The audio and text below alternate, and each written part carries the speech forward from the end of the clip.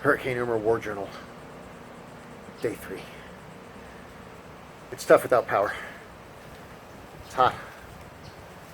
But fortunately, just kind of like I thought, the roads are open, the Publix is open. Going to work tomorrow. So, place looks good. Nothing happened to the tree.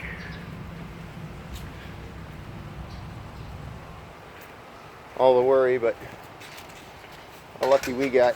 You want to talk about luck? Show you this, or the power lines that run to our house and whatnot. So, look how sketchy that thin little pole is, right? But none of the wires and all the feeder lines from the neighborhood and whatnot look like they're intact. It's just like they lost some transformers.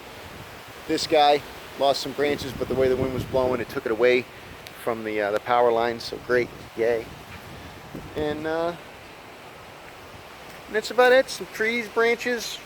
The power's out. Tree branches. I saw a bunch of transformers blowing throughout the night while I was up, but not even a lot of rain.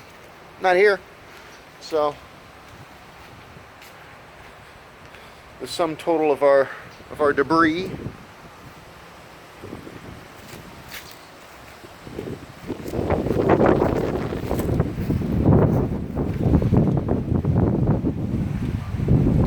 That's about it.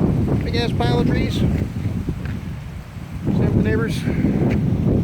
Pretty much all down the street.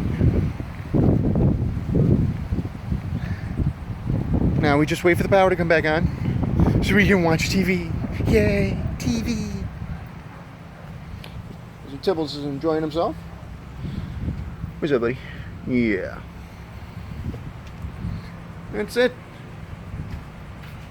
Got some grass in the windows and the bends, and that's about it. Just everybody's got the shutters back up and carrying on in sunny Florida. Another lovely day. Post Irma. That's it.